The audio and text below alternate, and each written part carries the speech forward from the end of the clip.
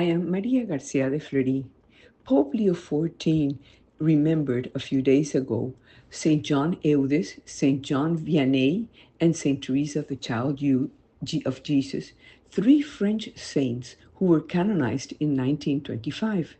They are celebrating 100 years since Pope Pius XI, deeply involved in the spiritual renewal of the post-World War I era, decided that they be recognized as saints, as examples of life, since each of them offered very varied and enriching life lessons for the Catholic faithful in a world grappling with immense changes and traumas. It was a very intentional message for the Church and the world, emphasizing the need for spiritual reconstruction and fostering a comprehensive renewal of faith. St. John Eudes was a pioneer in promoting public and liturgical devotion to the Sacred Hearts of Jesus and Mary. This apostle of the Sacred Hearts of Jesus and Mary recognized the critical need for a well-trained clergy. Therefore, he founded the Congregation of Jesus and Mary, known as the Eudists. His spirituality focused on the interior life of Christ and Mary as models for Christian existence.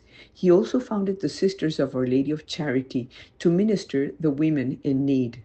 By dedicating himself to priestly formation, he demonstrated great strategic vision for the renewal of the Church from its core, making it evident that institutional reform and spiritual death are interdependent.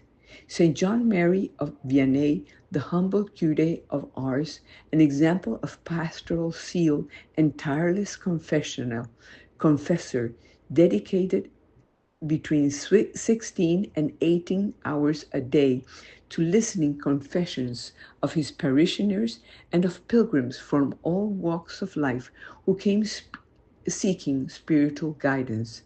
The curé of Ars was convinced that the conversion of his parish would begin with his deep personal penance and prayer. He lived a very austere life. His incorrupt body is located in Ars, and he's the patron saint of priests and parish priests for his emphasis on humility, prayer, and tireless service to souls. On the other side, St. Teresa of Child Jesus, the young Carmelite mystic of the Little Way, who dedicated herself to doing everyday things as perfectly as possible for the love of God. As a discalced Carmelite, her life was outwardly hidden, with an emphasis on prayer, simple duties, and offering her sufferings for priests, especially missionaries. She demonstrated that authentic faith can be maintained and even deepened amid profound interior suffering. She emphasized that holiness can be achieved through simple acts of love and a radical trust in God's mercy. She died of tuberculosis at the age of 24 and was declared Doctor of the Church for her spiritual journey to heaven, where she displayed absolute trust and love for God. Friends, St. John Eudes, St. John Mary Vianney, not known as the Curé of Ars, and St. Teresa of the Child Jesus, teaches the enduring power of faith, love, and sacrifice through diverse vocations, each with their own individual journey.